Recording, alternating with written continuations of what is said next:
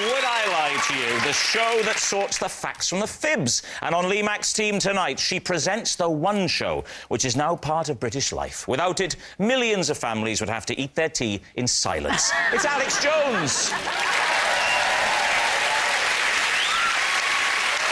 The presenter of the extremely popular daytime quiz show Pointless, whose fans will no doubt be tuning into this show tonight. So, a big welcome to students, the unemployed and the bedridden. It's Alexander Armstrong. And on David Mitchell's team tonight, well, 12 years ago, he was honoured with a Lifetime Achievement Award. He didn't take the hint. He's still here. It's Chris Tarrant.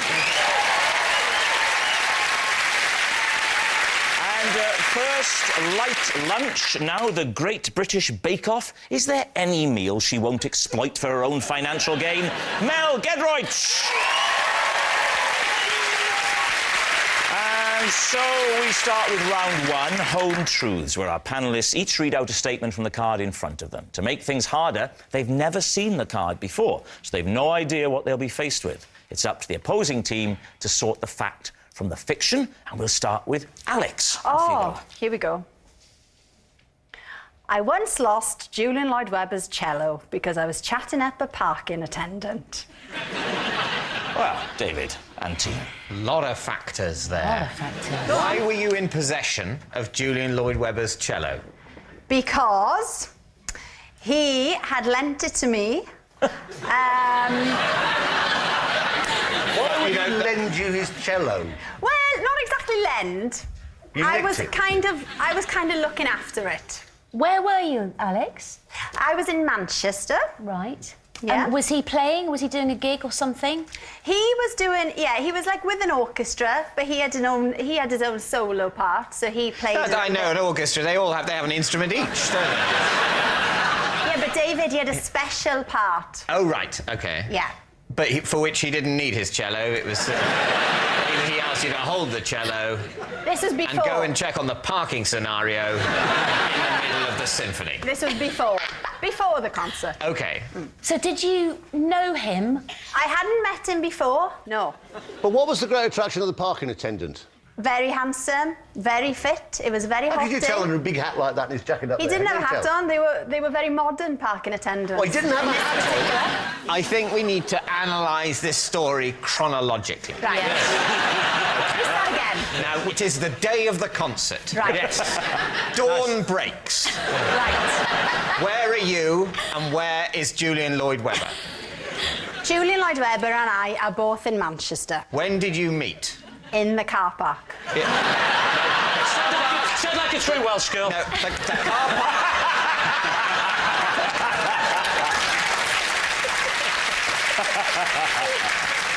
I'm afraid the car park is not an acceptable answer to the question, right. When did you meet? Right. Because the car park is a place, not a time. Let me set the scene. OK. So, I'm in the car park with the car park attendant. Of course you are. Yeah. The car park attendant is just there. He hasn't got a hat on. He's not that official. He's just generally hanging around the car park, all sexy. He's just hanging out. Yeah. What's he wearing at the time? Has he got anything on? Is he naked? He's got jeans on and a T-shirt. Jeans and a T-shirt? And an This is illuminous just jacket. some guy. Some bloke. He's told you he's a on. car park attendant because he No. wants to sound important. Is that important? Yeah, it's the sexiest thing you can say. Everyone knows that.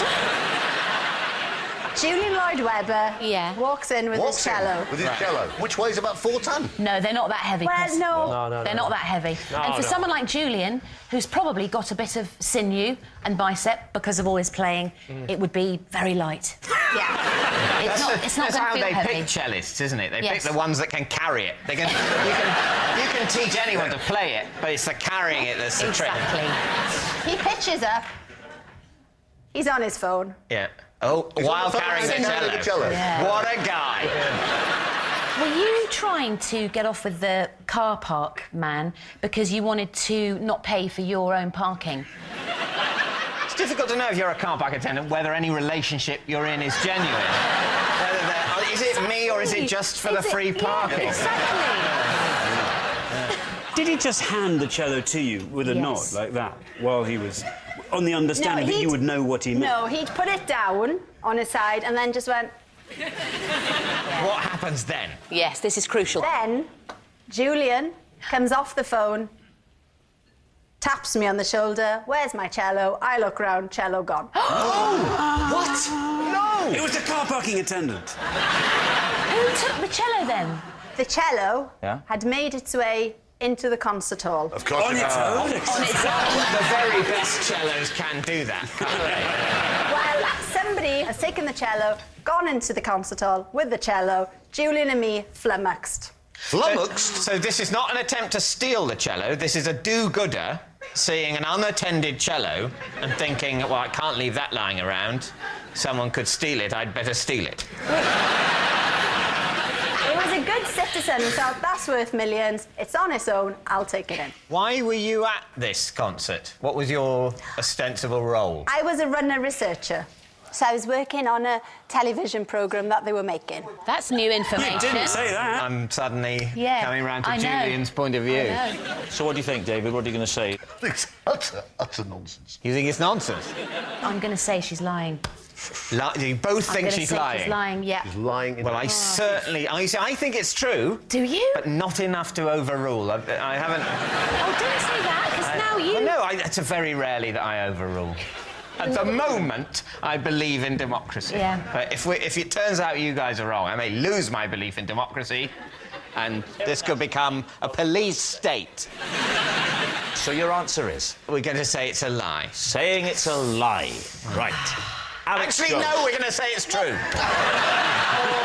Sorry, police state time. We're going to say it's true. Overruled. I like that. I like that. I find that arousing. Alex. Truth or lie? Rob, you should have to take the first answer on this programme. It's true.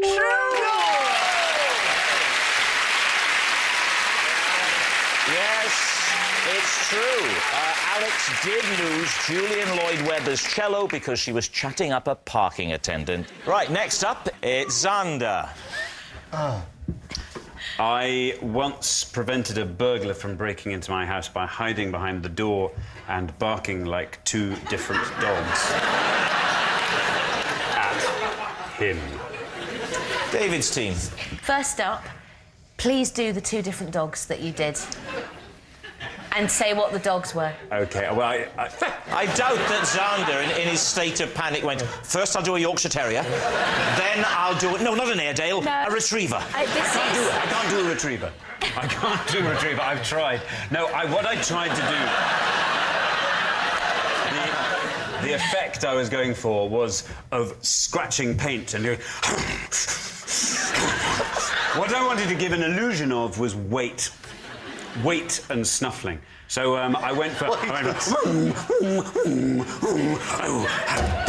Has anyone got Scooby Snack? And dog two, the different dog. Maybe a smaller dog, the mastermind. One was this. No, the other one... I'm just worried about it. It was... What? Did this frighten Listen the this. burglar? Did he run off? Did he break into the house, Chris? No.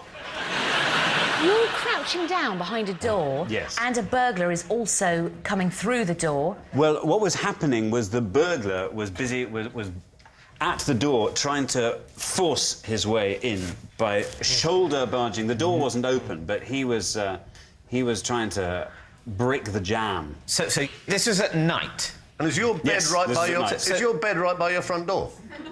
No, it's not. My bed is in my bedroom. Classic. Yeah. I thought because that's the last So you place thought, they'll live. hello, somebody's shoulder barging the front door. I was woken up by thunk on the door, and I was just thinking, what do I do? So did you hear he was barging away? Brum, brum, Yeah. and you were then suddenly snuffling away at the making other straight side of the door. yeah. And then he what? And then what? He paused, did he? He paused, And then he went away. I think it weirded him out. Why didn't you do the noise of a scary dog? It sounded like a hamster. this is A very big hamster. That would Scary, actually, isn't it? Yeah, That's big actually very hamster. scary. But don't you have a burglar alarm, Xander? I never set a burglar alarm. Not on national television. OK, David, what are you going to say? Truth or lie? what do you think, Chris? I think it's so daft, and he's so daft. And it's such a ridiculous vision. I think it's almost certainly true. Mel? I'm the yin to your yang. Are you really? I'm saying it's a lie, a big fat one. I want you to override me again, David. Now, I want you to override me. sorry, if I do that again, it won't be special. I just don't think a burglar would try and shoulder barge the front door. Okay. I think a murderer might try and shoulder barge the front door. So therefore, your answer is Lie. lie. OK. Xander, was that the truth or was it in fact a lie? Well, I'm sorry to tell you, it is in fact a lie. Yes, it's a lie. Xander didn't prevent a burglar from breaking into his house by barking like two different dogs. I mean, of course, it's a lie. When burglars break into Xander's property, they still have to walk up the path, swim the moat and slay the dragon before getting to the front drawbridge. So, at the end of that round, David's team are in the lead by 2 points to 0. Our next round is called This Is My, where we bring on a mystery guest who has a close connection to one of our panellists. Now, this week, each of David's team will claim it's them that has the genuine connection to the guest. And it's up to Lee's team to spot who's telling the truth. So please welcome this week's special guest, Sid.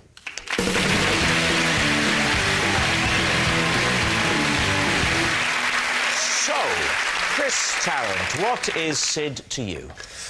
This is my dentist, Sid, and I had to drive her to A&E after biting her finger during a checkup. Right, Mel, could you explain how you know Sid? This is Sid. We once posed as members of an orchestra to gain backstage access to meet our idol. Finally, David, what is your relationship with Sid? This is Sid. Last year... Sorry. There's something about you. I don't think you know any women or anyone called Sid. In which case you'll be saying that it's a lie. Correct. This is Sid. Lie. This is Sid. Last year, she rescued me when a seaside donkey went haywire with me on its back. Can I just say, I retract my earlier comment. True. So, there we have it. Chris's disgruntled dentist, Mel's orchestral imposter, or David's seaside saviour. Lee, where do you want to start? Where should we start? Let's start with Chris. What was she doing that made you bite down so hard?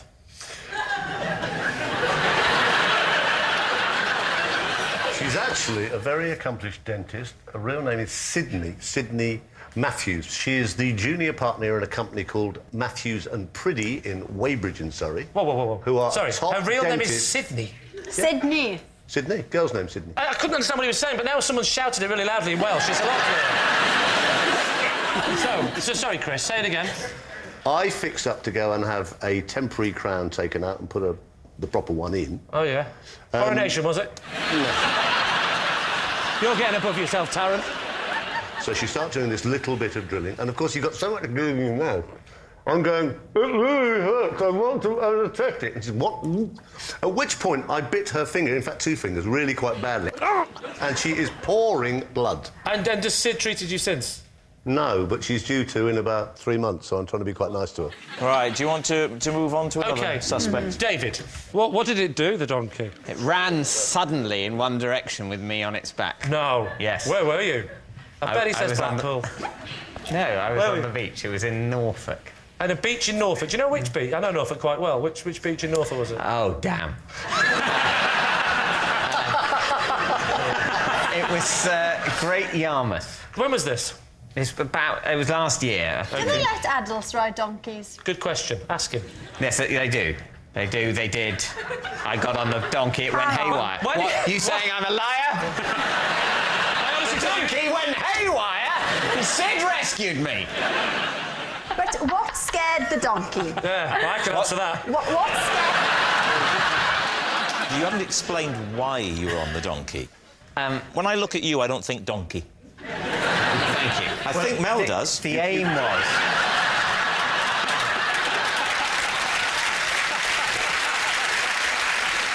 One child of some friends of mine wanted to have a donkey ride and then sort of was a bit nervous of the donkey ride and I said, well, I'd have a donkey ride to sort of demonstrate that it was, you know, fine and safe. Oh, and, so it was a and that the disaster donkey- then. It was a disaster. Yeah. It was an absolute it was a disaster. A very, very sad day. Did you have to pay for the ride? I think so, yeah. Do you remember roughly what that was? I think roughly about £1,000. Might have been less than £1,000. Certainly not a million. Would it be not fair a to million say- pounds. And it wasn't like 4p. David, how did Sid rescue you? She had a geographical advantage on the donkey because I don't think I'm being rude to Sid to say that she probably couldn't have matched this crazed beast for speed.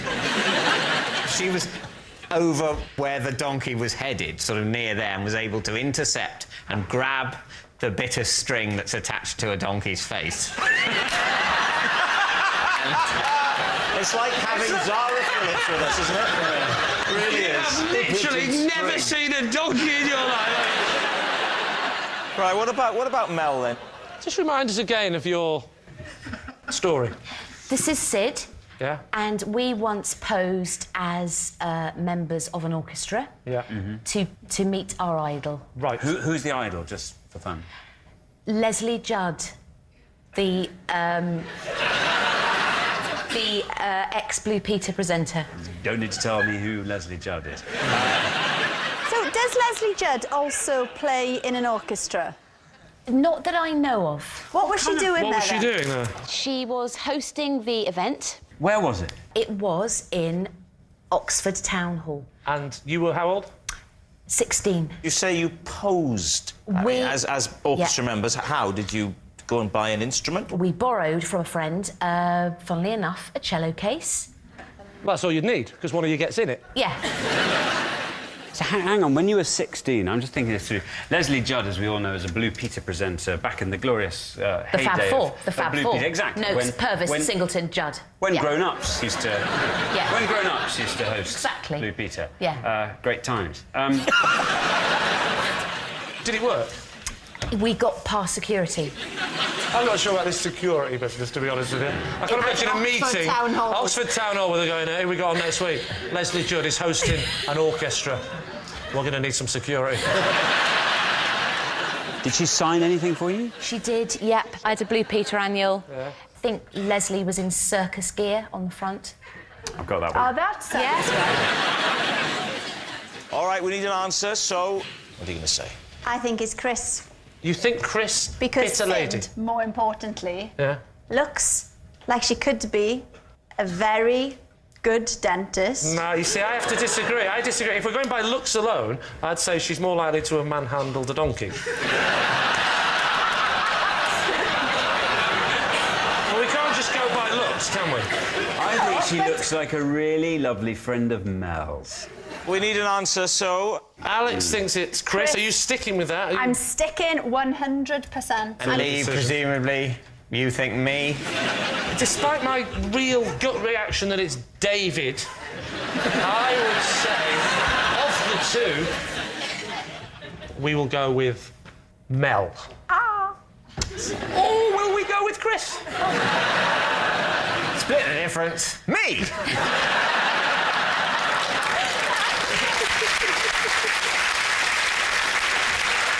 Go on, I'll say Mel. you're saying Mel. OK, so, Sid, would you like to reveal your true identity? My name is Sid, and Mel and I posed as members of an orchestra in order to meet our idol.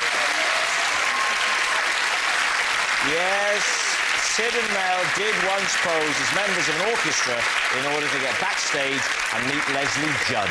Thank you very much, Sid. Which brings us to our final round, Quick-Fire Lies, in which our panellists lie not only through their teeth, but against the clock. We will start with... It's Lee. I can always remember all my ex-girlfriends' names and the order in which I went out with them because their initials happen to make the acronym Bermuda. OK, off we go. Bermuda. B. What? B. B. Will you please give me the names of all your ex-girlfriends and make the acronym Bermuda as quickly as possible, please? OK. Brenda. Brenda. Superb. Brenda is still as popular a name as ever. E.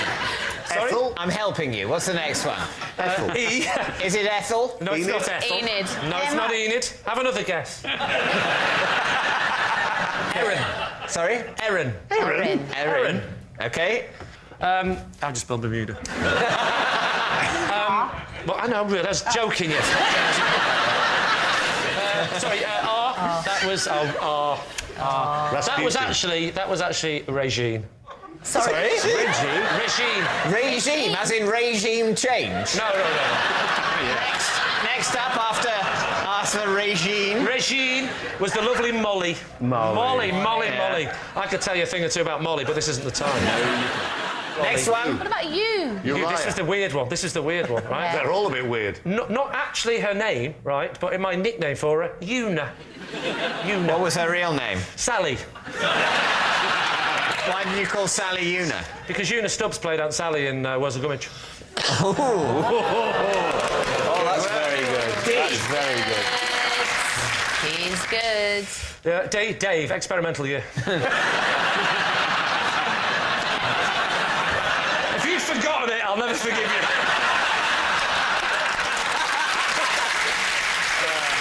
Happy days, Dave. Dave, the D, that's what you're saying. The D I'm not. is Dave. Of course I'm not. Okay. Delia. Not the Delia. And may I say, not my mother, who was called Delia. True story. Definitely not her. But that's why it popped I into your genuinely head would now rather as you have were making it up. And A? Was Alex. That certainly is a serendipitous series. Yeah, if that wasn't serendipitous, I wouldn't have been able to do that.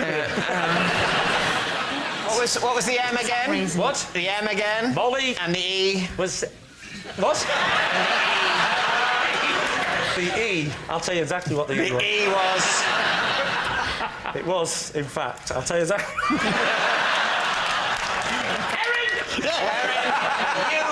What? And the U.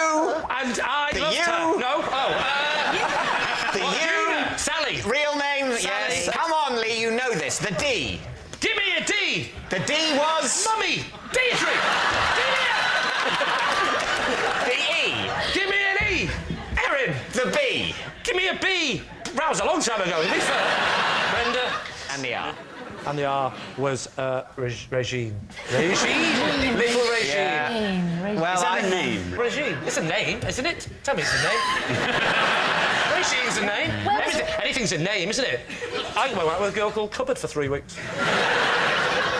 Not a joke. Where did cupboard come in the Bermuda list? Oh, she was before I invented the acronym system. Sorry, it was a system. It didn't happen by accident. You were seeking out people beginning with these letters. What was it about the island of Bermuda? Well, that you wanted? because all my ex-girlfriends went missing.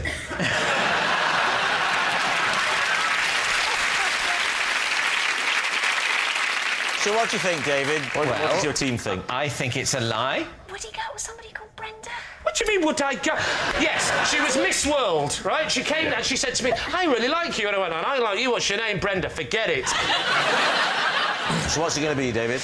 I think it's preposterous because it's preposterous. think it's a lie. I think it's a lie. You're saying it's a lie? Yeah. OK. Yeah. Lee, were you telling the truth or were you telling a lie? Of course I was telling you a lie. Oh, yes, well done. Yes, it's a lie. Lee's ex-girlfriends do not form an acronym that spells Bermuda, although they have formed a support group. Next. It's Alex. Oh. I can tell if someone is a good dancer just by the way they smile. David's team. Alex, look at me. Turn your head a little bit. And now this way. Now do it whilst you're dancing. No. Yeah, well, that's true then. Why? But why? What is When it that's about, well? though? Yeah. Because people who are good at Will dancing... you stop doing that? I find it a bit disturbing, David. It's just a bit light entertainment for you, David. Really?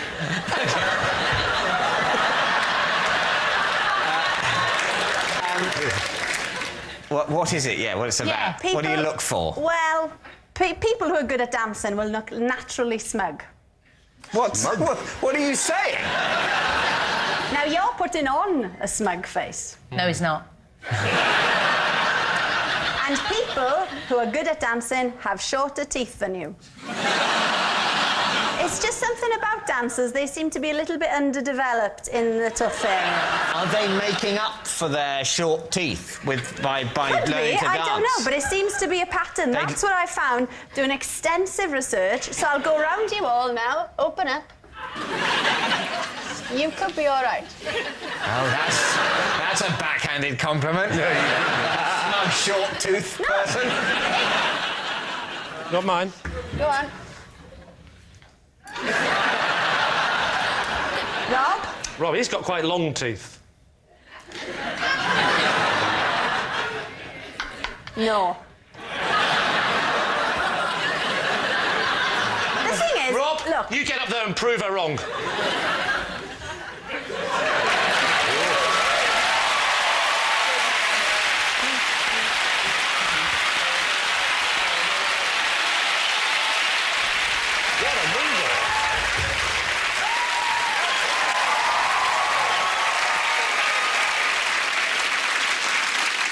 I just want to say, Rob, I've got a lot of respect for your commitment to the show. I mean, I'm no Bruno or Len. I'm no Bruno or Len. Hasn't she got a Hang on, stupid you're voice? now taking them. What is... Does anyone know how large Fred Astaire's teeth are? Small. Small. Didn't have any, Small. just gums. He had little, tiny little... Like that, no. Tiny. Just tiny. Putting on a top hat, lifting up a white tie, I'm in my home. So what are you going to say, David? Mel, do you think it's true? I think it's the sort of claim that Ms Jones would make. It's not scientifically proven. Oh, you don't say. Yes. I think it is the sort of thing she She's believed in. claimed it. She's not saying it is. No. Yeah. Do you think it's the truth? The truth. The truth. I think we think it's true. You think it's true? Yes. Alex Jones, was it the truth, or were you telling a lie? Don't be so ridiculous. It's a lie! Yes, it was a lie. Alex can't tell if someone is a good dancer by the way they smile. All that noise signals time's up. It's the end of the show. I can reveal that David's team has won by 3 points to 2.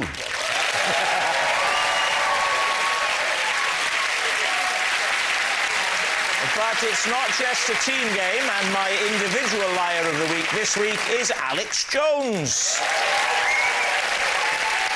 Well done, Alex. Beautiful, intelligent and gorgeous Welsh accent and eyes you could drown in. That's what she said to me, and I'm starting to think she didn't mean any of it. Good night. So it's comedy all the way tonight here on BBC One. Up next, Have I Got News For You is back with a new series and Stephen Mangan in the hosting chair, followed by all new Not Going Out as Lee Mack returns and he's rocking out at 9:30.